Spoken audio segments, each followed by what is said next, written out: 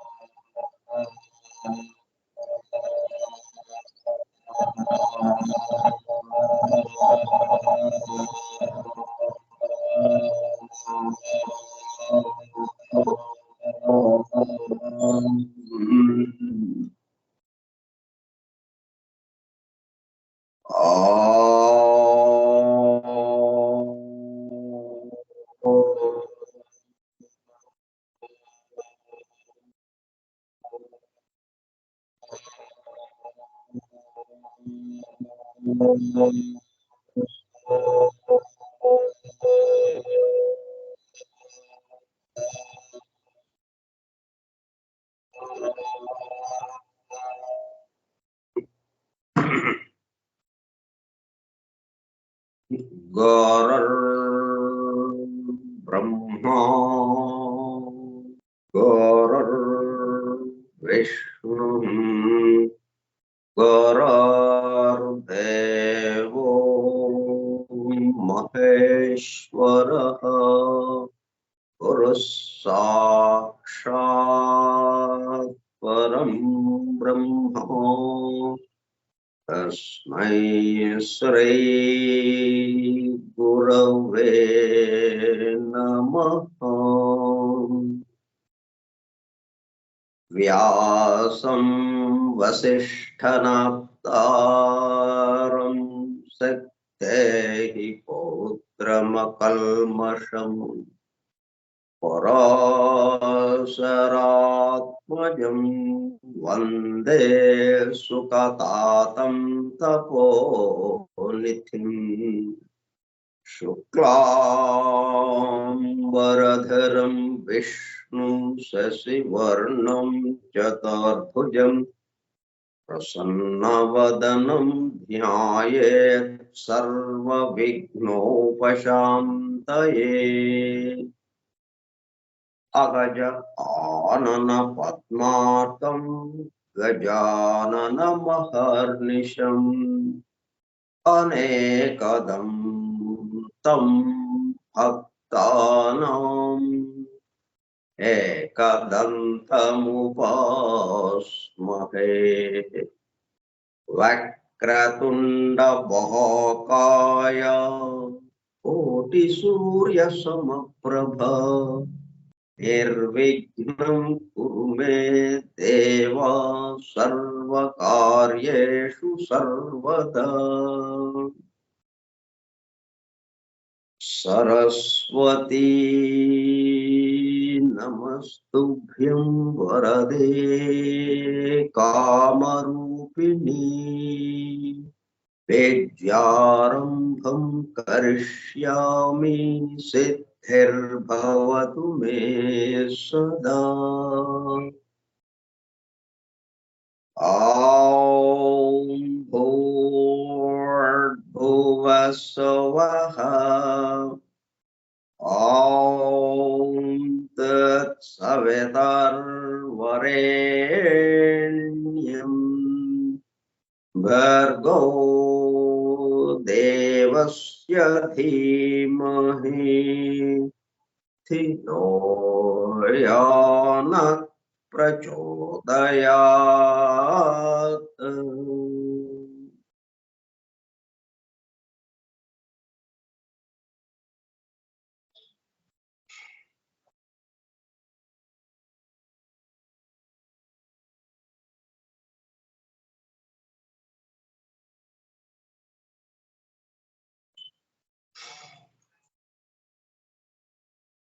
Vasudeva.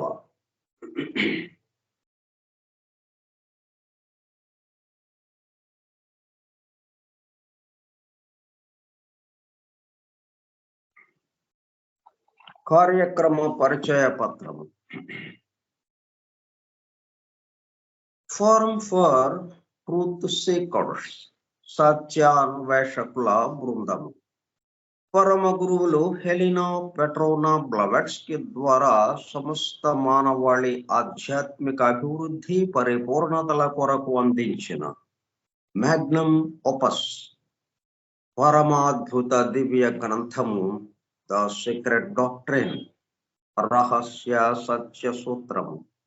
Volume 1 cosmogenesis, ప్రథమ సంపుటము బ్రహ్మాండోత్పత్తి క్రమము. Part 1 cosmic evolution in 7 stanzas from the book of Dhyan. ప్రథమ భాగము ధ్యాన గ్రంథములోని 7 శ్లోకములలో వివరింపబడిన 7 స్టాంజాస్ లో వివరింపబడిన బ్రహ్మాండ పరిణామం. గ్రంథ పఠనము, అధ్యయనము, అవగాహన, ఆత్మదర్శనము కార్యక్రమము.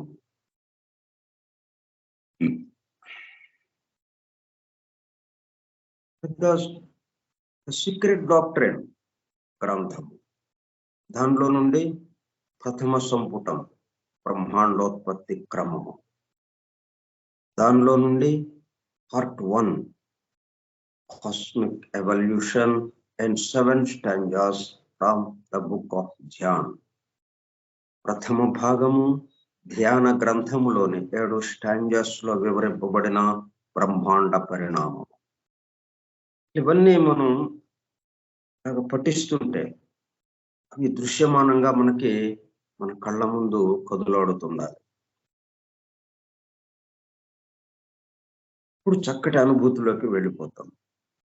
ఆ విషయాలు మొత్తం మనలో మేల్కాంచడం జరుగుతూ ఉంటుంది.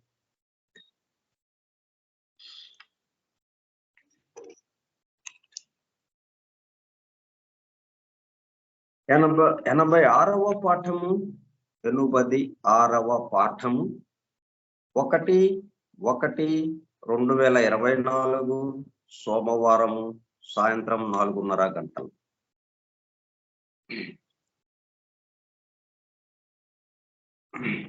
సంవత్సరం మారింది. ఈ సంవత్సరంలో మొదటి నెల మొదటి రోజు, మొదటి నెల అయినటువంటి జనవరి మొదటి రోజు అయినటువంటి 1వ తేదీ, సంవత్సరం 2024. The secret doctrine Skype group లో సుదూర ప్రాంతాలలో ఎవరింట్లో వారు హాయిగా విశ్రాంతి తీసుకుంటూ ఏకకాలంలో ఒకేసారి ఏమి చేస్తున్నాము, వింటున్నాము. ఏమి వింటున్నాము?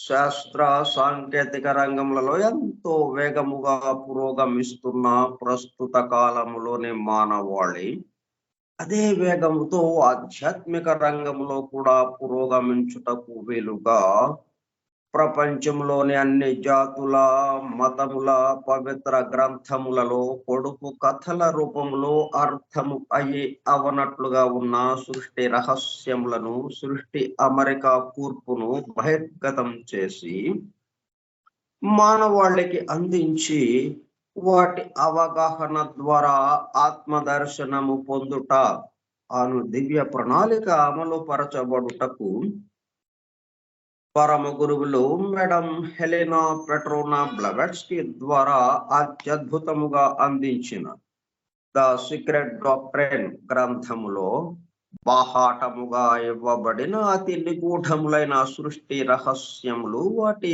మూలము, గ్రంథ హృదయమును చేరు పద్ధతులు తెలుసుకోవాలనే తీవ్ర ఇచ్ఛతో, తపనతో సత్యాన్వేషణలో భాగముగా ఎన్నో నిగూఢ విషయములను మరింత లోతుగా తెలుసుకుంటూ సత్యమును చేరు ప్రయత్నంలో మనమందరము ఇక్కడ చేరాము. దానితో పాటు ఆధునిక విజ్ఞానము యొక్క దృష్టి పథము నుండి తప్పిపోయిన తత్వ దర్శన అన్వేషణలో, అనగా సత్యాన్వేషణ కొరకు కూడా ఈ గ్రంథము దగ్గరకు వచ్చాము. The true student of the secret doctrine is a జ్ఞానయోగి అని మేడం బ్లవెట్స్కీ అన్న మాటలను నిజం చేయటానికి మనమందరము జ్ఞాన యోగిగా అవుటకు కూడా ఇక్కడ చేరాము. గత 2 సంవత్సరముల 8 నెలల కాలము పాటు ద సీక్రెట్ డాక్ట్రైన్ గురించి తెలుసుకోవడానికి ప్రయత్నించిన మనము ప్రస్తుతము ఇక్కడ చేరి ద సీక్రెట్ డాక్ట్రైన్ ను తెలుసుకుంటూ ఆపై సమస్త విశ్వముగా రూపుదాల్చిన ద సీక్రెట్ డాక్ట్రైన్ యందు ప్రవేశించి ద సీక్రెట్ డాక్ట్రైన్ గా స్వస్థితి యందు మేల్కొంచుటకు చేస్తున్న చిరు ప్రయత్నమే ఈ కార్యక్రమం. ఈ దివ్య జ్ఞాన మహాయజ్ఞ కార్యక్రమంలో పాల్గొని చెవియొగ్గి వినుచున్న అనగా ఒళ్ళంతా చెవులు చేసుకుని వినుచున్న ప్రియ సత్యాన్వేషక సోదర శ్రోతలందరకు నమస్కారం. అని బెసెంట్ ప్రసాదించిన universal prayer invocation. O hidden life vibrant in every atom, oh hidden light shining in every creature, oh hidden love embracing all in oneness, may each who feels himself as one with thee know he is also one with every other. జ్ఞానయోగి యొక్క పరిస్థితి ఎలా ఉంటుందో, అతని అనుభూతి ఎలా ఉంటుందో ఈ కొంచెంలో మనకి బెసెంట్ మనకు అందించారు.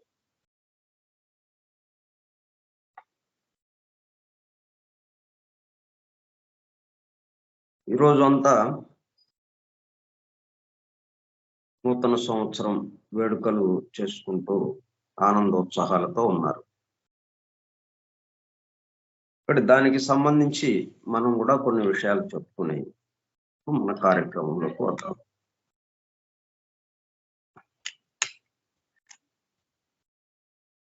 ఇలాగా సంవత్సరాలు మారుతున్నాయి. వీటి విశేషం ఏంటి?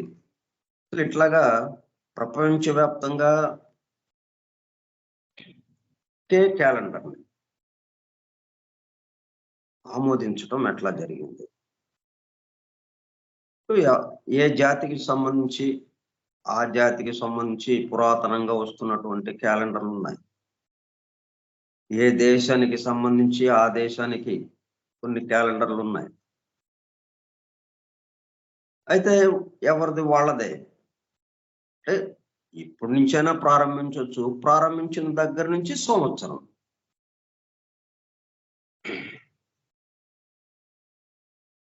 ఎవరికైనా కానీ ఎవరికి వాళ్ళకి ఆ ప్రారంభ దినము, సంవత్సరానికి సంబంధించి ప్రారంభ దినము 12 నెలలు 365 రోజులు అయిపోయిన తర్వాత ముగింపు దినము.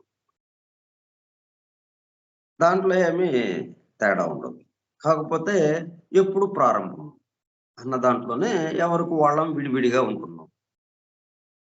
ఎట్లాగైతే మనము అనేకత్వము భిన్నత్వంలో ఉన్న ఈ స్థూల జగత్తులో అనేకత్వము భిన్నత్వంలో ఉన్నాము, ఈ విషయంలో కూడా అలాగా ఉన్నాము. కానీ కొంత ఈ మధ్య కాలంలో మొత్తానికి సంబంధించి ఏకాభిప్రాయానికి వచ్చి అందరం కూడా ఏ రకమైన రోజుని ప్రారంభ దినంగా అంగీకరించడం అనేది జరిగింది. ఆ విషయాలేంటో మనం తెలుసుకుందాం. ఇది లీపు సంవత్సరం. క్రీస్తు పూర్వము 45వ సంవత్సరం నుండి జనవరి 1వ తేదీని నూతన సంవత్సర మొదటి దినంగా ఆచరించాలని జూలియస్ సీజర్ ఆదేశించారు.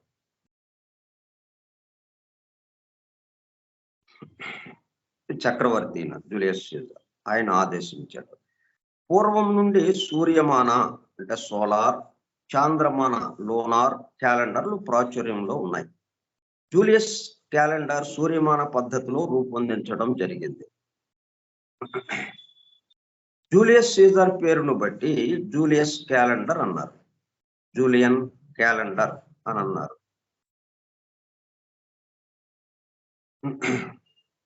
1582లో క్రీస్తు శకము 1582లో గ్రెగరీ ఆదేశాల మేరకు జూలియన్ క్యాలెండర్ ను అలోసియస్ లివియస్ సవరించి అందరికీ ఆమోదయోగ్యంగా ఉండే క్యాలెండర్ ను రూపొందించాడు.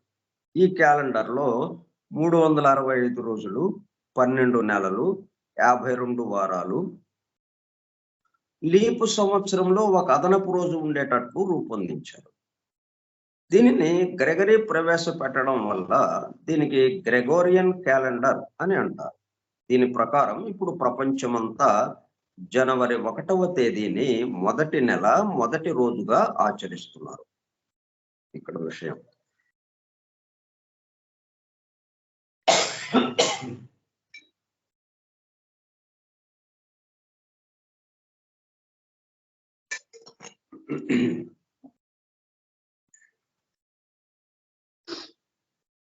సాధారణంగా సంవత్సరానికి 365 రోజులు ఉంటాయి. లీపు సంవత్సరంలో 366 రోజులు ఉంటాయి, ఒక రోజు అదనంగా. ఎందుకు ఇట్లా వచ్చింది? ఫిబ్రవరి మాసంలో 28కి బదులు 29 రోజులు వస్తాయి. భూమి సూర్యుని చుట్టూ పరిభ్రమించటానికి 365 రోజుల 6 గంటల సమయం పడుతుంది. అదనంగా ఉండే ఈ 6 గంటలను 4 సంవత్సరాలకు గణించగా వచ్చిన 24 గంటలను ఒక రోజుగా పరిగణిస్తున్నారు. ఆ రోజును ఫిబ్రవరికి కలిపి దానిని లీపు సంవత్సరం అంటున్నారు. ఆ విధంగా 2024వ సంవత్సరం లీపు సంవత్సరం అయ్యింది. అంటే 4తో భాగిస్తే ఆ సంవత్సరాన్ని, నిశ్శేషంగా భాగించబడితే 4తో, అది లీపు సంవత్సరం. శేషం వచ్చిందంటే అది లీప్ సంవత్సరం కాదు అని. హిందూ క్యాలెండర్ సోలార్, లోనార్, సూర్యమాన, చాంద్రమాన పద్ధతుల్లో రూపొందించడం జరిగింది. సంవత్సరంలోని 12 నెలలకు ఆ పేర్లు ఎలా వచ్చాయో తెలుసుకుందాం. రోమన్ల దేవుడు జానస్ నుండి జనవరి, వారి పండుగ ఫెబ్రువా నుండి ఫిబ్రవరి.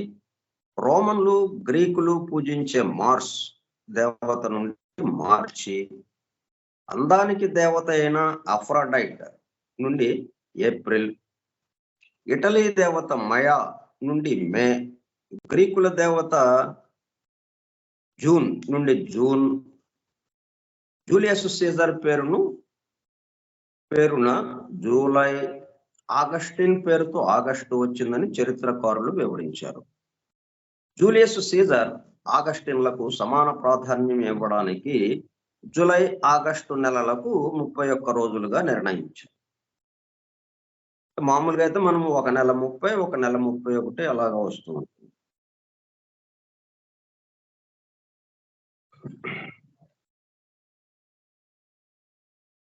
ప్రాచీన కాలంలో రోమియులు మార్చి 1వ తేదీని సంవత్సరం మొదటి నెల మొదటి రోజుగా భావించేవారు. లాటిన్ భాషలో సెప్టెంబర్ అంటే 7, అక్టోబర్ అంటే 8, నవంబర్ అనగా 9, డిసెంబర్ అనగా 10 అని అర్థాలు ఉన్నాయి. కానీ పై 4 నెలలను ఆగస్టు తర్వాత 9, 10, 11, 12 నెలలకు ఈ పేర్లు పెట్టడం జరిగింది. ఈ విధంగా 12 నెలలకు పేర్లు పెట్టడం జరిగింది. ప్రతిరోజు మొదటి సూర్య కిరణాలు మధ్య పసిఫిక్ మహాసముద్రంలోని కెరోలినా అనే దీవిపై ప్రసరిస్తాయి. కానీ అక్కడ మనుషులు ఎవరు ఉండరు అనేది కొసమెరుపు. దీనికి సంబంధించి కొంత సమాచారం. మనం ఎందుకు ఇట్లాగా చేసుకుంటున్నాం అనే దానికి కొంత అవగాహన కోసం మనం ఇది తెలుసుకున్నాం. ఇట్లాగా జరుగుతూ ఉందన్నమాట. అయితే ఇక్కడ ఏంటంటే ప్రపంచవ్యాప్తంగా అన్ని జాతులకి సంబంధించి ఎవరికి వాళ్ళు వాళ్ళకి సంబంధించిన ఈ విధంగా సంవత్సరం ప్రారంభం ఉన్నది. ఎవరికి సంబంధించి వాళ్ళు ఎలాగా నిర్ణయించుకుంటున్నారు? ఆకాశంలో, అంతరిక్షంలో ఈ గ్రహాలు, సూర్యుడు, నక్షత్రాలు వీటి యొక్క పరిభ్రమణంలో ఒక కోణంలో దగ్గరకు వచ్చినప్పుడు, ఎప్పుడైతే ఏ సమయంలో అలాగ వస్తున్నాయో, అట్లాగ వచ్చినప్పుడు ఏమవుతుంది, ఒక అద్భుతమైన శక్తి ప్రసారం అవుతుంది, ఒక అద్భుతమైన శక్తి ఉత్పాదింపబడుతుంటుంది ఆ రోజు మొత్తం. కాబట్టి ఆ శక్తిని మనము గ్రహించి మనము ఆ ఆధ్యాత్మిక అభివృద్ధికి, పరిపూర్ణతలకి వెళ్ళటం కోసం అది ఉపయోగపడేటట్టుగా మనం ఉపయోగించుకోవటానికి ఆ రోజుని ఒక పండుగ దినంగా, ఆ రోజుని ప్రారంభ దినంగా నిర్ణయించుకున్నారు. ఏ జాతికి సంబంధించి ఆ జాతికి ఖగోళ శాస్త్రంతో, ఖగోళ విజ్ఞానాన్ని అనుసరించి. చిత్రంగా ఏంటంటే, ఇప్పుడు మనం అందరికీ ఆమోదయోగ్యంగా ఉండి అందరం అనుసరిస్తున్న జనవరి 1 ప్రథమ నెలలో ప్రథమ రోజుని ఏదైతే సంవత్సరము ప్రారంభ దినంగా పెట్టుకున్నామో, ఈ రోజు ఆకాశంలో, అంతరిక్షంలో ఎటువంటి కదలికలు లేవు. సామాన్యంగా ఉంది. అద్భుతమైన శక్తి ప్రసారమయ్యే విషయం అక్కడెక్కడ ఏమీ లేదు అంతరిక్షంలో. కానీ ఇక్కడ ఏం జరుగుతుంది, మనందరము కలిసి ఒక్క మాట మీద ఇది ఇలాగా జరుపుకుందాము అనేటప్పటికల్లా మనందరము ఒక్కటిగా అయిపోయినట్టు అయిపోయి ఇక్కడ అద్భుత శక్తి తయారవుతుంది. అదేమో అంతరిక్షంలో అట్లాగా జరుగుతుంటే దాన్ని ఉపయోగించుకుంటూ, దాన్ని వినియోగించుకోవడానికి మనము ఆ తేదీని ఆ ప్రారంభ దినాన్ని నిర్ణయించి ఆ పండుగ చేసుకోవడం అనేది ఒక పద్ధతి. ఇట్లా కాకుండా మనందరము ఒక ఏకాభిప్రాయానికి వచ్చి ఒక్కటిగా అయిపోయింది, ఇలాగా చేసుకుందాం. ఇది సామాన్యమైన విషయం కాదు. రకరకాల వాళ్ళు ఉన్నారు. అంత భిన్నత్వంతో, అనేకత్వంతో ఉన్న ప్రపంచం ఇది. కానీ ఈ ఒక్కదే అందరము ఒక్క మాట మీద ఉండి మన నిత్య జీవితం అంతా దీని మీద ప్రభావితం అవుతుంటుంది. ఈ మొదటి నెల మొదటి రోజుకి సంబంధించి మొత్తం అందరి జీవితాలకి సంబంధించి ప్రభావితం అవుతుంటుంది అది. అట్లాగా మనం అంగీకరించి, ఆమోదించి అందరము ఒక్కదాన్ని స్వీకరించాము, దాన్ని అనుసరిస్తున్నాం. దాంతో ఈ భూమి మీదే అద్భుత శక్తి తయారవుతుంది. కాబట్టి ఈ రోజున మనము సంతోషంగా, ఆనందంగా ఆ పండుగను జరుపుకోవటం అనేది ఈ రోజున మనకి ప్రభవిస్తున్నటువంటి ఆ ఉత్పాదించబడుతున్నటువంటి ఆ శక్తిని మనము వినియోగించుకున్నట్టు అవుతుంది. అంటే మనందరము కలిస్తే అది ఒక గొప్ప విషయం అయిపోతుంది. మనము అంతరిక్షానికి వేసి వెళ్ళక్కర్లా. మనం దాని యొక్క ప్రభావంతో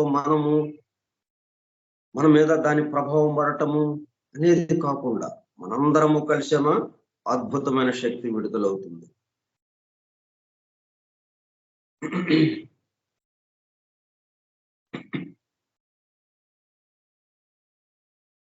అందుకే ఒక 10 మంది కలిసినా కానీ కొంత శక్తి తయారవుతుంది. 100 మంది కలిసినా కొంత శక్తి తయారవుతుంది. ఒకే మాట మీద. దీనికి సంబంధించి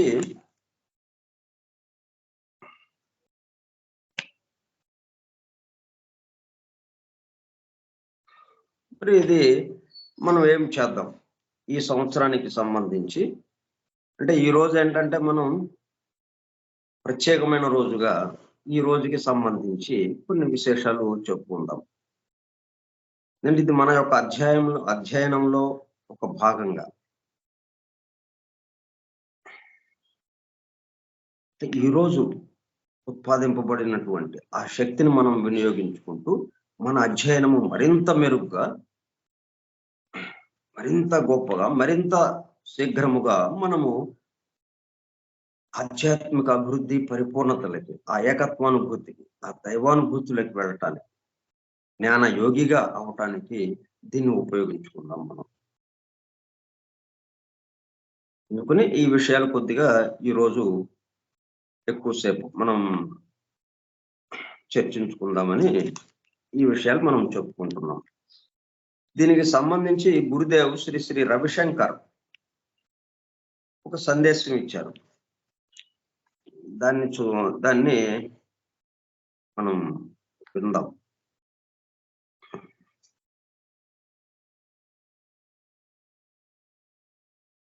గురుదేవ్ శ్రీ శ్రీ రవిశంకర్ ఒక అసాధ్యాన్ని సాధిస్తా, ఈ భూమిని మరింత గొప్పగా తీర్చిదిద్దుతా.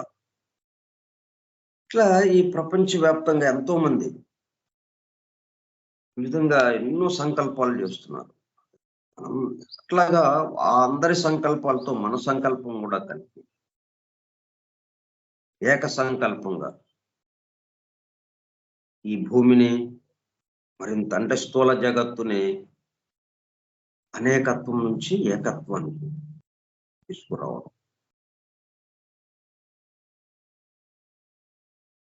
మనం అందరము కారణ జన్ములం.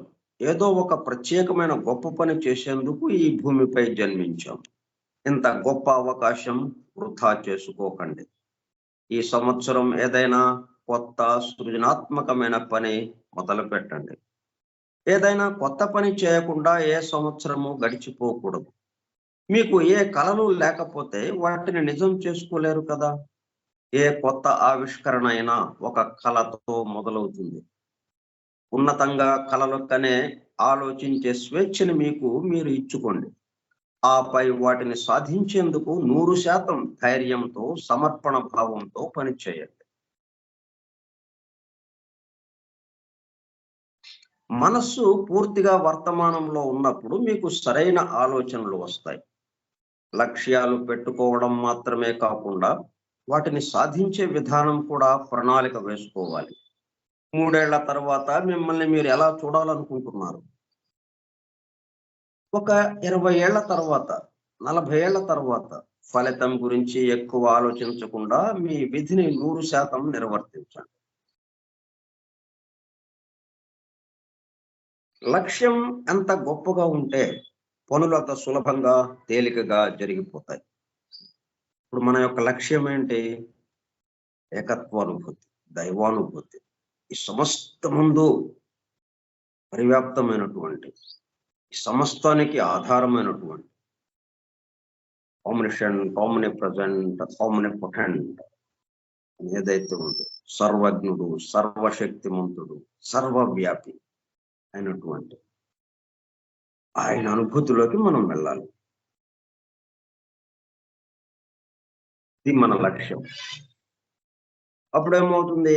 దానికి సంబంధించి ఏది చేసినా కానీ మనకి సులభంగా పనులు అయిపోతూ ఉంటాయి. మనకు ఉదాహరణ ఇదే. దాదాపుగా 3 సంవత్సరాల నుంచి నిరాటంకంగా మనము ఈ అనేక రకాల వీటికి సంబంధించిన రకరకాల కోణాల్లో రకరకాల గ్రంథాలని మనము పఠిస్తూ ఈ అధ్యయనాన్ని ఇలాగా కొనసాగించగలగటం సాధ్యమవుతుంది. ఎందుకంటే మన లక్ష్యము అంత ఉన్నతమైన లక్ష్యం అవటం వల్ల. అదే చిన్న లక్ష్యాలు పెట్టుకున్నారనుకోండి, ఎందుకంటే మీలో సామర్థ్యం కొండంత ఉంది, మీరేమో ఈ చిన్న పనిలో ఇరుక్కుపోయారు అనిపించి మీకే చికాకుగా ఉంటుంది. ఎందుకని పెద్ద లక్ష్యం పెట్టుకోమంటున్నారు? సామర్థ్యం కొండంత ఉంది మనలో సామర్థ్యం. ఎందుకని? మనము దైవాంశకి సంబంధించిన వాళ్ళం. దైవంకి ఎటువంటి శక్తులు ఉన్నాయో మొత్తం దానిలో ఉన్న అణువుకి కూడా ఉంది. విశ్వానికి ఎంత శక్తి ఉందో ఆ విశ్వంలో భాగంగా ఉన్నటువంటి చిన్న అణువుకి కూడా అంత శక్తి ఉంది. దాంట్లో ఉన్న మానవుడికి అంత శక్తి ఉన్నది. కాబట్టి కొండంత సామర్థ్యం ఉన్నది మనకి. మీరు సమాజం బాగు కోసం పని చేస్తున్నప్పుడు మీరు 10 పనులు చేస్తున్నారు అనుకుందాం. వాటిలో ఒక పనిలో పొరపాటు జరిగిన మిగతా 9 పనులు చేస్తూ ఉంటే ఈ మొదటి పనిలో పొరపాట్లు వాటంతట అవే సర్దుకుంటాయి. మనం పనులు చేయటంలో కూడా ఒక చక్కటి నినాదం మనం పెట్టుకున్నాం. తన కోసం నుండి, తన చుట్టూ ఉన్న వారి కోసం, అక్కడ నుండి సృష్టించిన వాడి కోసం, దైవం కోసం. ఆ విధమైనటువంటి అవగాహనతో మనము ముందుకు కదులుతూ ఉన్నాం.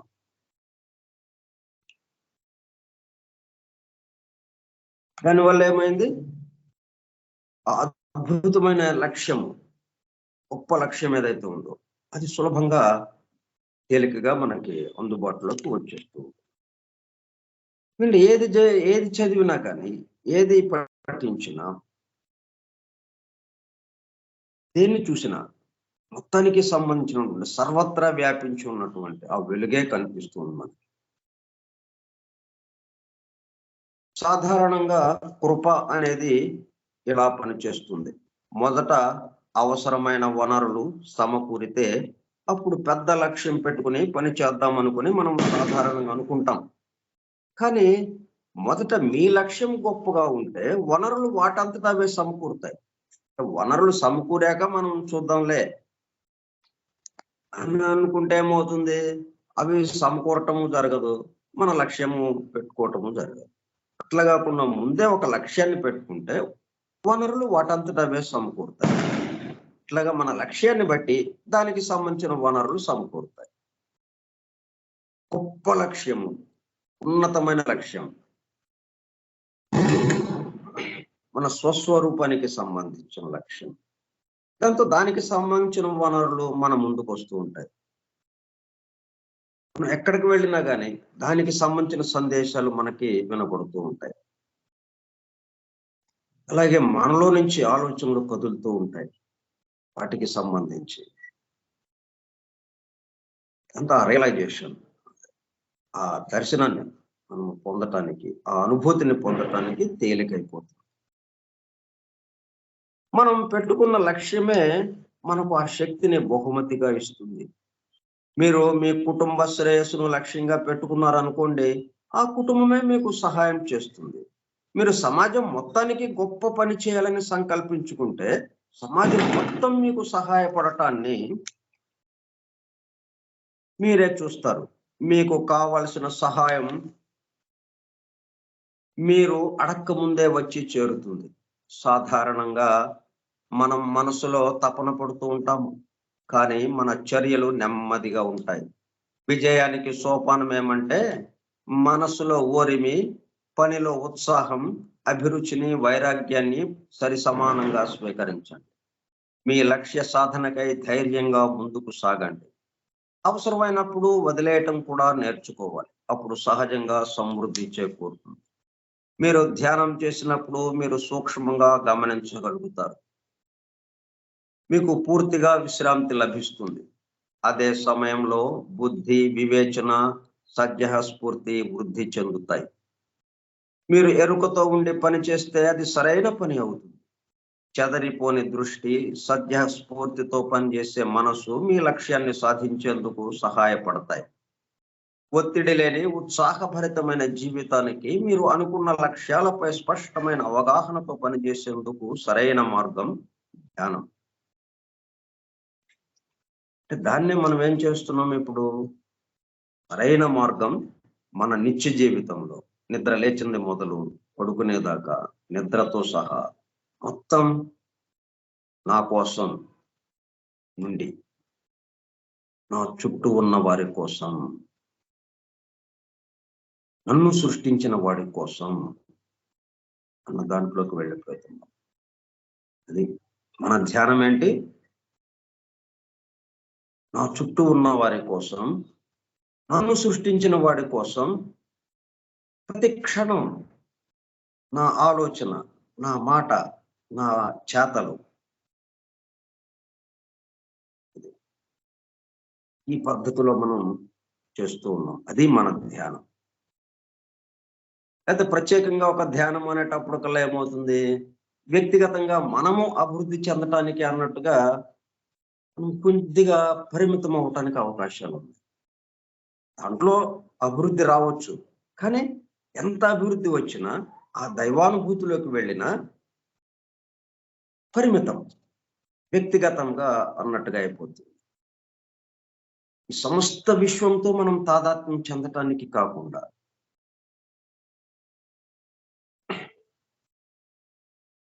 నీవు ఆ దైవము మీ ఇద్దరే అన్నట్టుగా అయిపోతుంది.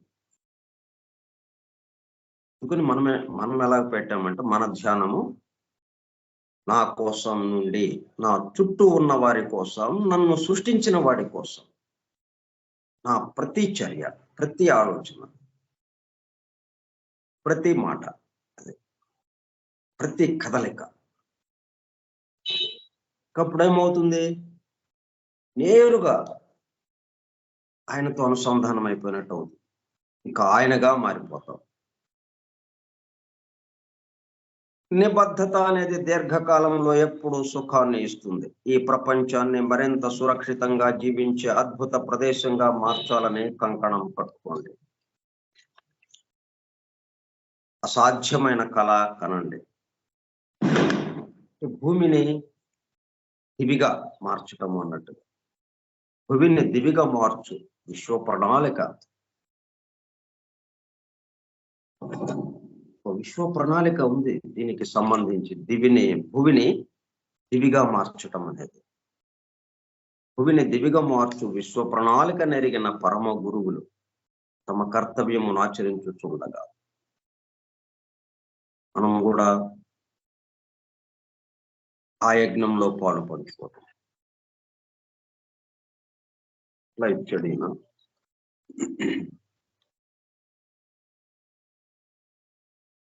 తర్వాత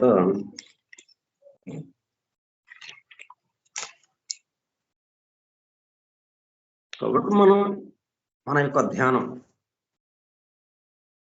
ఇప్పుడు ఏమవుతుంది? మనం ఈ పద్ధతిలోకి వెళ్ళిపోయేటప్పుడు కల మొత్తానికి సంబంధించిన వాతావరణంగా మారిపోతుంది.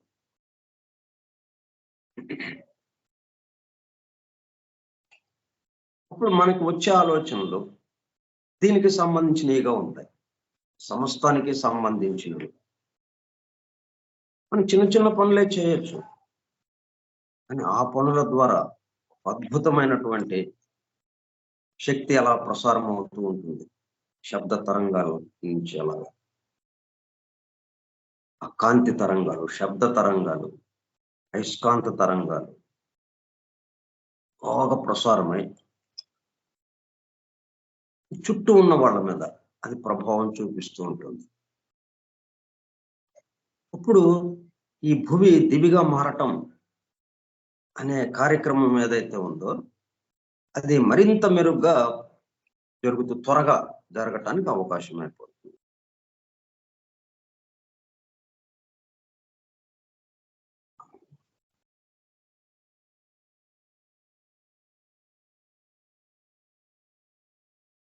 మనం స్థూలంగా ఈ భౌతిక ప్రపంచంలో ఉంటూ మనం ఆధ్యాత్మికంగా విషయాలుగా చెప్పుకుంటున్నాం.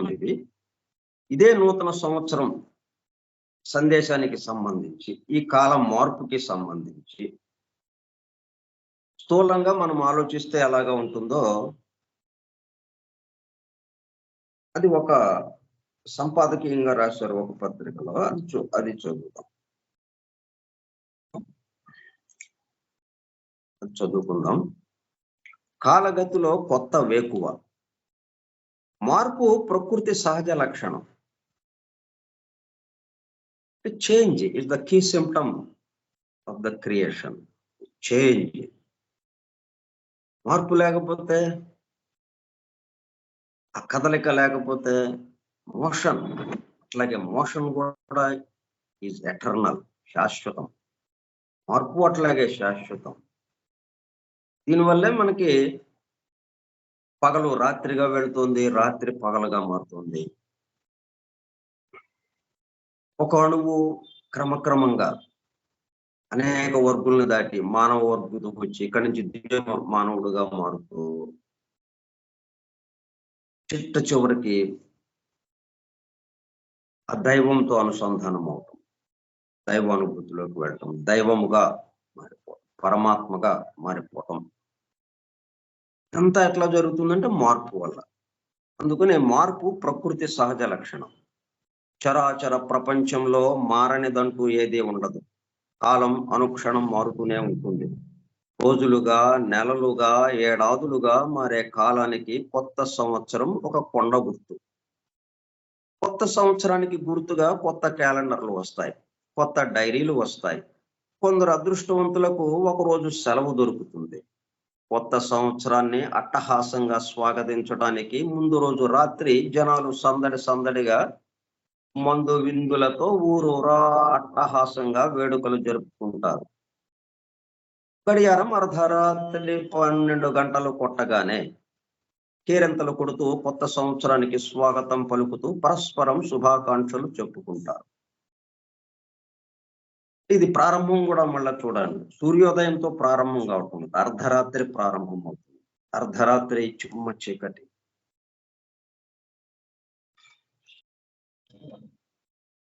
చీకటి దేనికి గుర్తు? అజ్ఞానానికి గుర్తు. అంటే మన స్వస్థితిని మర్చిపోయి, యథార్థ స్థితిని, వాస్తవ స్థితిని మర్చిపోయి దాని స్థానంలో ఇంకొక దానిగా భావించడం. తాడు స్థానంలో పాముని భావించడం. ఏకత్వ స్థానంలో ఉన్నది ఏకత్వమే, కానీ దాని స్థానంలో భిన్నత్వం, అనేకత్వాన్ని మనం భావించడం. అంటే అది చీకటి. ఎందుకు ఈ చీకట్లో చేస్తున్నాము? ఇది ఈ పండుగని చీకట్లో, అంటే ఈ చీకటి నుంచి వెలుగు కావాలి మాకు అని, ఆ వెలుగుని ప్రసాదించమని, ఏకత్వము అనే వెలుగుని, యథార్థము వాస్తవంగా చూసే చూపు మాకు ఇవ్వమని, ఆ వెలుగుని దర్శించే చూపుని ఇవ్వమని, మనం ఈ చీకటి నుండి, ఈ చీకటి వెలుగుగా మారాలి మాకు. ఆ వెలుగు కూడా ఎక్కడో ఒక్క చోట కాదు, మొత్తం విశ్వమంతా పరుచుకోవాలి. ఆ వెలుగుతో ఈ మొత్తం నిండిపోయి ఉంది. ఆ సూర్యుడే మనము బైబిల్లోకి చెప్పుకున్నట్టుగా, బైబిల్ పాఠంలో మొత్తం sun is everything, the sun is everything, everything is the sun. ఇట్లాగా సూర్యుడి యొక్క మయం, సూర్య కాంతితో, సూర్యుడి యొక్క వెలుగుతో నిండిపోవటం. ఇంకా పగలు లేదు, రాత్రి లేదు, ఇవన్నీ జరుగుతుంటాయి. కానీ ఈ మొత్తానికి ఆధారమైనది చూస్తూ మనము వీటిల్లో వ్యవహరిస్తూ ఉంటాము.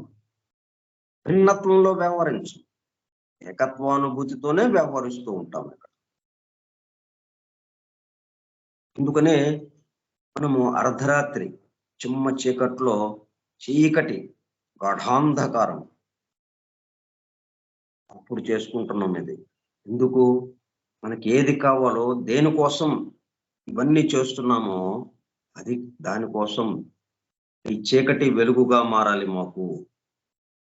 చీకటి తొలగిపోయి వెలుగు రావాలి కాదు, చీకటి వెలుగుగా మారాలి. ఈ చీకటే మనకి వెలుగు ఇక్కడ ఉన్నది అన్న దర్శనం రావాలి మనకి. ఇప్పుడు ఏం దర్శనం వస్తుంది మనకి? చీకటి అయిన దర్శనం వస్తుంది కాదు, ఇది అద్భుతమైన వెలుగు అన్నది రావాలి. అది యథార్థ స్థితి, వాస్తవ స్థితి.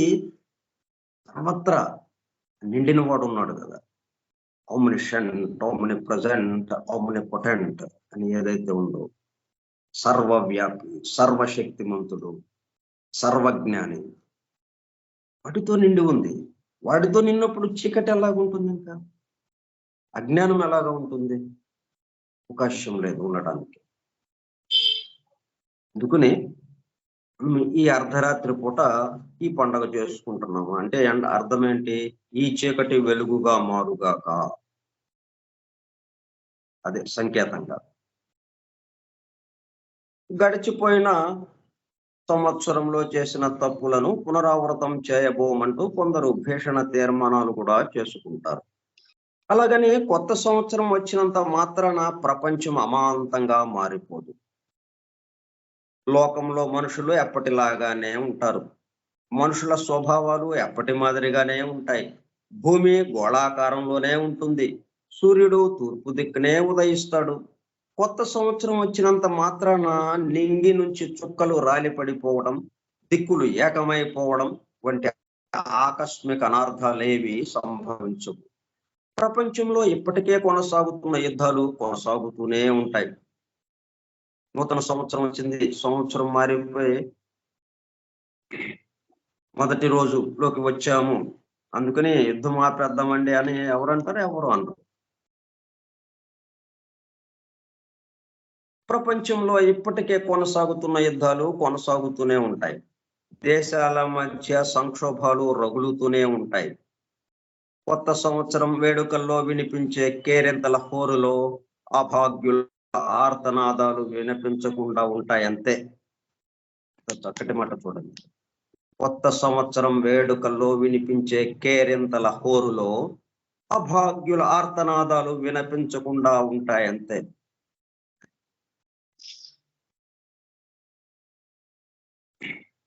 ఈ వేడుకలు భాగ్యులుగా మారేటట్టుగా అలా చేయడానికి మనం ప్రయత్నం చేయాలనే దానికి. అలా కాకుండా మనం అందుకే చీకట్లో ఉన్నామని కాబట్టి, ఇటువంటివి ఉంటాయి కాబట్టి ఆ వెలుగుగా మారాలని మనం చేస్తూ ఉన్నది. ఇప్పుడు ఇవన్నీ మనకి ఎందుకండి అంటే, మనం మన నిత్య జీవితానికి మీద పూర్తిగా ఆధారపడి ఉన్నాం. మన నిత్య జీవితంతోనే దేంట్లోకి వెళ్ళాలనుకుంటున్నాం? ఆ దైవంగా మారిపోవాలనుకుంటున్నాం. ఈ నిత్య జీవితంతోనే. ఈ నిత్య జీవితాన్ని, ఈ స్థూల జగత్తుని పక్కన పెట్టేసేసి మన దారిన మనం ఏదో ఆ సృష్టికి సంబంధించిన సమస్త రహస్యాలు, వాటి విషయాలు చర్చించుకుంటూ, ఆ దైవం గురించి ఆలోచించుకుంటూ, ఆయన గురించి చెప్పుకుంటూ అట్లా వెళ్ళిపోదాం మనము. ఈ సృష్టిని వదిలేసేసి ఇట్లాగా పక్కన పెట్టేసి ఆ పద్ధతిలో మనం అధ్యయనం చేసుకోవటం లేదు. ఈ నిత్య జీవితంలో మరింత మెరుగ్గా భగవద్గీత ఆ కృష్ణుడు బోధించిన తర్వాత అర్జునుడు ఎలాగైతే మరింత మెరుగ్గా తన యొక్క కర్తవ్యాన్ని నిర్వహించాడు. భగవద్గీత ఆధ్యాత్మిక విషయాన్ని ప్రబోధించింది అనుకుంటున్నాం. ఇక కాషాయ వస్త్రాలు వేసుకుని సన్యాసిగా మారిపోయి అడవులకు వెళ్ళిపోలేదు అర్జునుడు.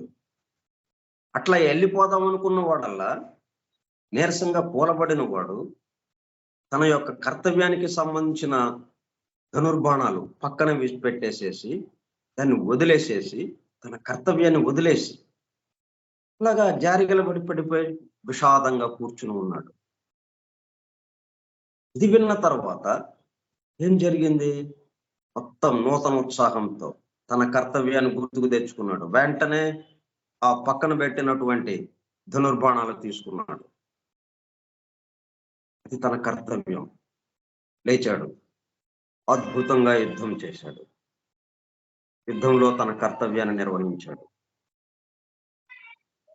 ఏది ప్రేరణ ఇచ్చింది? ఆ కృష్ణుడు చెప్పినటువంటి ఈ ఆధ్యాత్మిక విషయాలే. మరి అందువల్ల మన నిత్య జీవితం చాలా ప్రముఖమైనది మనకి. అందుకని ఈ నిత్య జీవితంలో ఇటువంటి వేడుకల్లో ఏంటో జరుగుతుంది, ఇది కూడా మనకు ఒక అవగాహన ఉంటాయి. అప్పుడు మనం మరింతగా ఇక్కడ ఏం జరుగుతుంది? వేడుకల్లో వినిపించే కేరింతల హోరులో అభాగ్యుల ఆర్తనాదాలు వినిపించకుండా ఉంటాయంతే. ఆ అభాగ్యుల ఆర్తనాదాలు తగ్గించడానికి మన వంతుగా ఏం చేయగలం? ఇది మనం పట్టుకుంటాం. ఇట్లాగా మనం ఎట్లా జరుగుతుంది? మనం వెళ్ళి నేరుగా ఏమీ సహాయం చేయక్కర్లేదు. మనం మన వీలును బట్టి మన వరకు చేస్తూ మానసికంగా మన యొక్క సంకల్ప ప్రభావంతో వాళ్ళందరికీ అభాగ్యులల్లా భాగ్యులుగా మారిపోవటానికి అవకాశం ఏర్పడుతుంది. వాళ్ళ మీద ప్రభావం పడి, మన సంకల్పం యొక్క ప్రభావం. ఎందుకని మనం ఈ నిత్య జీవితానికి సంబంధించింది కూడా చాలా ప్రముఖంగా మనం తీసుకున్నాం. ప్రపంచమంతా అలాగే ఉన్నప్పుడు మరి మారినది ఏమిటంటారా? మార్పు మన కళ్ళ ముందే జరిగిపోతూ ఉంటుంది. ప్రచార పటాటోపకాంతులకు కళ్ళు బైర్లు కమ్మిన దివాంధత్వంలో మనం వెనువెంటనే మార్పును గుర్తించలేము. కొంచెం తెప్పరిల్లిన తర్వాతనే మార్పు మనకు అర్థమవుతుంది, అనుభవంలోకి వస్తుంది. మార్పు తప్ప మరేది శాశ్వతం కాదు అని గ్రీకు తత్వవేత్త హెరాక్లెటస్ క్రీస్తు పూర్వం 6వ శతాబ్దిలోనే చెప్పాడు. ఈ విషయం మనకి సీక్రెట్ డాక్టర్లో కూడా వస్తుంది. మనకి కొత్త సంవత్సరానికి స్వాగతం పలికి ఉత్సాహంలో, వేడుకల సంరంభంలో మునిగిపోయిన జనానికి ఆ సమయంలో జరిగే మార్పులేవి గోచరించు. క్యాలెండర్ మారుతున్న వేళలోనే ఎక్కడో ఒక చోట ఒక మొక్క మొలకెత్తవచ్చు, ఒక మహావృక్షం నేల కూలిపోవచ్చు, కొత్తగా ఒక శిశువు ఈ భూమి మీదకు రావచ్చు, పాతబడిన ఒక పండుటాకు రాలిపోవచ్చు, మరెక్కడో ఒక చోట నిశ్శబ్దంగా ఒక కొత్త ఆవిష్కరణ జరగవచ్చు, ఒక విధ్వంసానికి కొత్తగా ధ్వంస రచన జరుగుతూ ఉండవచ్చు. వార్తలకెక్కితే తప్ప మార్పులను గుర్తించడం మానేశాం మనం. అయినా వార్తలతో నిమిత్తం లేకుండా మార్పులు జరుగుతూనే ఉంటాయి. అసలు మనం జరుపుకునే ఈ కొత్త సంవత్సరం వేడుకలు కూడా నానా మార్పుల ఫలితమే. ఇప్పటి మన నాగరికత, మన వేష భాషలు, మన సాంకేతిక పరిజ్ఞానం, మన కళా నైపుణ్యాలు, మన ఆటపాటలు, మన తిండి తిప్పలు వంటివన్నీ ఎన్నో మార్పుల ఫలితమే. ఎంతటి నియంతలకైనా మార్పును నివారించడం సాధ్యం కాదు. అనంతకాల వాహినిలో మార్పులు అలల్లా వచ్చిపోతుంటాయి. మంచి చెడులు మార్పులకు వర్తిస్తాయి. మంచి మార్పులు వికాసానికి, చెడు మార్పులు వినాశానికి దారులు వేస్తాయి. ప్రతి సంవత్సరం మాదిరిగానే నిన్నటితో ముగిసిపోయిన సంవత్సరంలోనూ కొన్ని గణనీయమైన మార్పులే చోటు చేసుకున్నాయి. నిన్నటితో ముగిసిన ఏడాదిలో మానవాళికి మేలు చేసే 13 మార్పులు జరిగినట్లు టైమ్ మ్యాగజైన్ కథనం చెబుతోంది. ఇది ఒక ఆశాజనకమైన విషయం. లోకంలో ఎక్కడో ఒక చోట అపశృతులు ఎప్పుడు ఉంటూనే ఉంటాయి. కేవలం వాటినే భూతద్దంలో చూపిస్తూ గత కాలము మేలు వచ్చు కాలం కంటెన్ అని వగచే వారికి ప్రపంచంలోని ఆశాజనకమైన మార్పులు అగుపడవు. అయితే మంచి గతమున కొంచెమే నోయ్ అని మహాకవి గురజాడ చెప్పిన మాటలు మరువరాదు. గతించిన దాంట్లో మంచి కొద్దిగానే ఉంది. ఇప్పుడు మనము దాన్ని కొంచెం పెంచుదాం, ఆ మంచిని. ఆ సందేశం వస్తుంది మనకి ఆ గురజాడ చెప్పిన మాటలలో. ప్రపంచమంతా శరవేగంగా మారిపోతున్న కొందరు యథాతథవాదులు మాత్రం మార్పును కోరుకోరు, తాము మారాలనుకోరు. లోకం తమ కళ్ళ ముందే మారిపోతుండటాన్ని చూసి వారు ఏమాత్రం సహించలేరు. మార్పులను నివారించడానికి శాయశక్తుల విఫలయత్నాలు చేస్తుంటారు. కాలం చెల్లిన మనుషులు కాలం పరుగును వెనక్కి మళ్లించడానికి నానా విన్యాసాలు చేస్తుంటారు. విఫలయత్నాలు, విన్యాసాలు వికటించి మార్పులు అనివార్యమనే సంగతి అనుభవంలోకి వచ్చినా జీర్ణించుకోలేరు. కాలంతో కలిసి ముందుకు సాగే వారిని, మార్పులను మనసారా స్వాగతించే వారిని, మార్పులను దోహదపడే వారిని అక్కసు కొద్దీ ఆడిపోసుకుంటారు. ఎవరేమనుకున్నా లోకం తన మానాన తాను మారుతూనే ఉంటుంది. మార్పు తన శాశ్వతత్వాన్ని ఎప్పటికప్పుడు నిరూపించుకుంటూనే ఉంటుంది. ఈ మార్పు అనేది ఏదైతే ఉందో దీన్ని ఆధారం చేసుకుంటుంది. మనకి తప్పనిసరిగా ఈ ఉన్న స్థితి ఏదైతే ఉందో అనేకత్వము, భిన్నత్వ స్థితి, దీని నుంచి మనం మారటానికి పూర్తి అవకాశం మనకు ఉంది అన్నది ఈ మార్పు మనకి తెలియచేస్తూ ఉంది. కొత్త సంవత్సరంలోకి అడుగు పెడుతున్న వేళ జనాలు తమ జీవితాల్లో మేలే మార్పుల కోసం కోటి ఆశలతో ఎదురు చూస్తుంటారు. తమ ఆశలు నెరవేర్చుకోవడానికి ప్రణాళికలు సిద్ధం చేసుకుంటూ ఉంటారు. కొత్త సంవత్సర కాలం మరింతగా అనుకూలించాలని, కష్టాలు కడతేరాలని, ప్రపంచంలో యుద్ధాలు సమసిపోవాలని, శాంతి సామరస్యాలు పరిఢవిల్లాలని, మానవాళికి మేలు కలగాలని, ప్రగతి దిశగా కాలం పరుగు వేగం పుంజుకోవాలని కోరుకుందాం. కొత్త సంవత్సరం కొత్త వేపు ఉదయించాలని కోరుకుందాం. పరస్పరం శుభాకాంక్షలు చెప్పుకోవడానికి కొత్త సంవత్సరం ఒక చక్కని సందర్భం. ఈ సందర్భాన్ని సార్థకం చేసుకుందాం. ఇప్పుడు అట్లా కోరుకుంటుంటే దానికి ఏం చేయాలి మనం?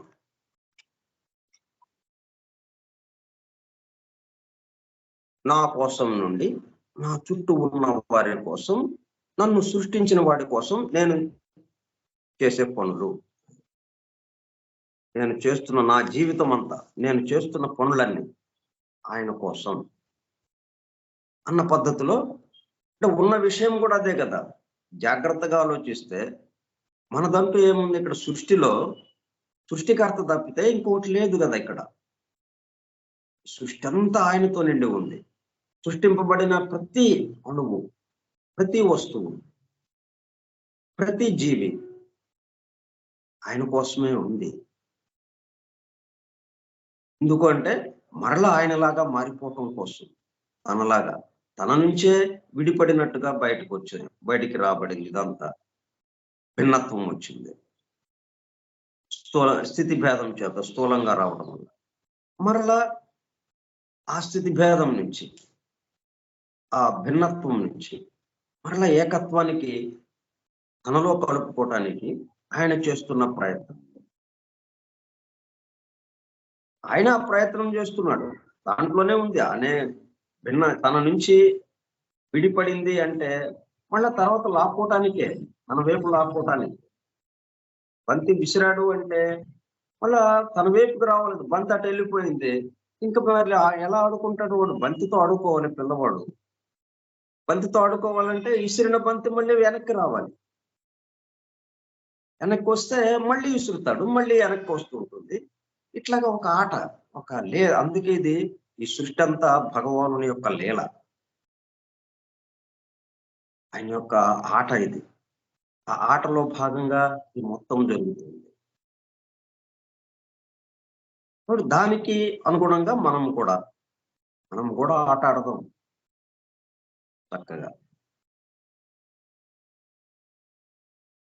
ఇప్పుడు ఎట్లాగైతే ఈ ప్రపంచం మొత్తం శాంతి సామరస్యాలు, యుద్ధాలు సమసిపోవాలని, కాలం మరింతగా అనుకూలించాలని, కష్టాలు కడతేరాలని, ప్రపంచంలో యుద్ధాలు సమసిపోవాలని, శాంతి సామరస్యాలు పరిఢవిల్లాలని, మానవాళికి మేలు కలగాలని, ప్రగతి దిశగా కాలం పరుగు వేగం పుంజుకోవాలని కోరుకుందాం. దానికి మనం చేయాల్సింది ఒక్కటి. మన పనుల్లో ఏం మార్పు లేదు, అవే పనులు. అయితే ఇంతవరకు నా కోసం అంటున్నాం, దాన్ని పరిమితం చేస్తాం. ఆ పని యొక్క శక్తిని పరిమితం. మనము చిన్న లక్ష్యం పెట్టుకుంటే చిన్నదిగానే ఉంటుంది, పెద్ద లక్ష్యం పెట్టుకుంటే పెద్దదిగా అయిపోతుంది. అట్లాగే నా కోసం అనేటప్పటికల్లా పరిమితం అయిపోతుంది. అంత గొప్ప పని కూడా మన ద్వారా జరుగుతున్నది ఎంతో గొప్ప పని అయినప్పటికీ చిన్న పని అయిపోయింది. అది చిన్న గీతలాగా అయిపోయింది. కాబట్టి వాస్తవంగా ఏం జరుగుతుందో అదే అనుకుందాం. మనం ఇక్కడి నుంచే ప్రారంభిద్దాం. అంటే మనం ఈ తాడు వాస్తవంగా యథార్థంగా ఉన్న స్థితి తాడు, దాన్ని పాము అంటూ మనము గందరగోళం పడుతున్నాం. అట్లాగే ఈ పనులన్నీ వాస్తవంగా యథార్థంగా ఏంటి? చుట్టూ ఉన్న వారి కోసం, ఈ సృష్టించిన వాడి కోసం జరుగుతున్నాయి పనులన్నీ పరస్పర సహకారంతో. ప్రతివాడు తన చుట్టూ అందరి కోసం, ప్రతివాడు అందరి కోసం ఉన్నాడు. అట్లాగా అంటే మన కోసం అవతల వాళ్ళు ఉన్నారు, అవతల వాళ్ళ కోసం మనం ఉన్నాం. కానీ మన కోసం మనం కాదు, మన కోసం ఇతరులు కాదు అన్నట్టుగా. మన కోసం మనం, లేకపోతే మన కోసం ఇతరులు అన్నట్టు కాకుండా, మనం ఇతరుల కోసం అంటే ఆటోమేటిక్గా అవతలవాడు మన కోసం ఉన్నట్టు అయిపోతుంది, అప్రయత్నంగా జరిగిపోతుంది. అది ఉన్న వాస్తవము, యథార్థ స్థితి. అది సృష్టిలో ఉన్నటువంటి కూర్పు, అది అమరిక. దాన్ని మనము నా కోసము అన్నది మన మీద వేసుకుంటున్నాం. ఆలోచన కానీ, మాట కానీ, చేత కానీ. ఇది త్రికరణ శుద్ధి ఏదైతే ఉందో, త్రికరణములు అని, ఈ మూడింటిని మన మీద వేసుకుంటున్నాం. అట్లా కాకుండా మన ద్వారా జరుగుతున్నాయి, మన చుట్టూ ఉన్న వాళ్ళ కోసం మనం ఇక్కడ ఉన్నాము అన్నది గనక పెట్టుకుంటే అంటే ఉన్నదే కొత్తగా ఏమి మీరు కొత్తగా ఇదేదో విషయం ఉందంట ఇక దాంట్లో వెళ్ళాలి మనము అనేది లేదు. ఉన్న దాంట్లోకి వెళ్ళమనే మనము చెప్పుకునేది. ఉన్న యథార్థ స్థితిని గుర్తించి ఇట్లాగా చేసినందువల్ల ఏమవుతుంది, మన యథార్థ స్థితిలోకి మనం అప్రయత్నంగా వెళ్ళిపోతాం. మన స్వస్థితిలోకి, ఆ దైవాంశలోకి, ఆ దైవానుభూతిలోకి అప్రయత్నంగా వెళ్ళిపోతాం. దానికి ఎక్కడ ఏమి అక్కర్లేదు. మనం చేస్తున్న పనులే మనల్ని దాంట్లోకి తీసుకెళ్ళిపోతుంది. ఎందుకంటే యథార్థ స్థితిగా చేస్తున్నాం పనులు మనం, కాబట్టి యథార్థ స్థితిలోకి వచ్చేస్తాం ఆ ప్రయత్నం. కాబట్టి ఈ సంవత్సరం మనకి అటువంటి అంటే మనకి యథార్థ స్థితిలోకి, మన స్వస్థితిలోకి మనము ప్రవేశించడానికి ఈ సంవత్సరం మనకి దోహదపడుతూ,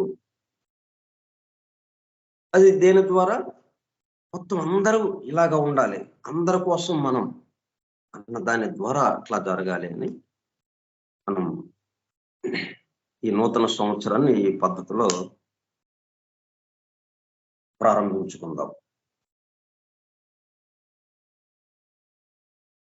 ఈ సంవత్సరం మనకి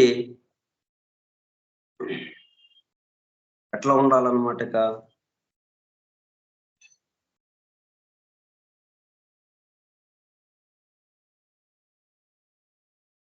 కాలం మరింతగా అనుకూలించాలని, కష్టాలు కడతేరాలని, ప్రపంచంలో యుద్ధాలు సమసిపోవాలని, శాంతి సామరస్యాలు పరిఢవిల్లాలని, మానవాళికి మేలు కలగాలని, ప్రగతి దిశగా కాలం పరుగు వేగం పుంజుకోవాలని కోరుకుందాం.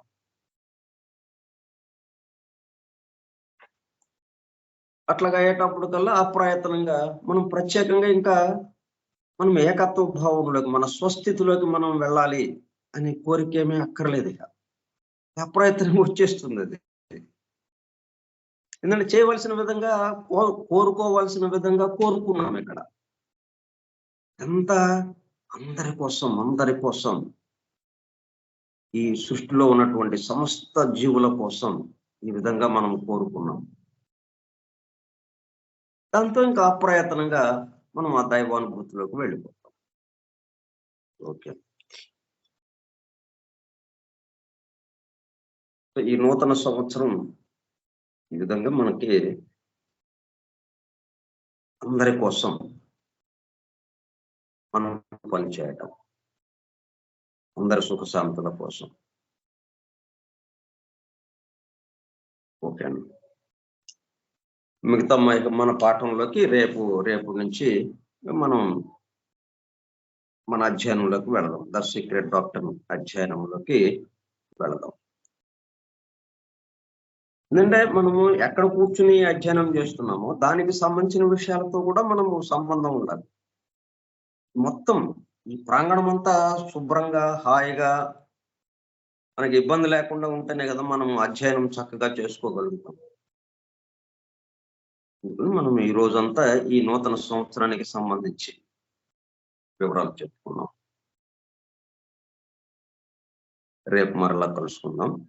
స్వస్తి ప్రజాభ్యః పరిపాలయంతాం న్యాయేణ మార్గేణ మహీం మహీషాః. ఓ బ్రాహ్మణేభ్యః శుభమస్తు నిత్యం. లోకాః సమస్తాః సుఖినో భవంతు. లోకాః సమస్తాః సుఖినో భవంతు. లోకాః సమస్తాః సుఖినో భవంతు. ఓం శాంతి శాంతి శాంతి. ఓపికగా ఉన్నటువంటి సోదర సత్యాన్వేషక బృందమునకు ధన్యవాదములు. Thank you all. వాసుదేవ.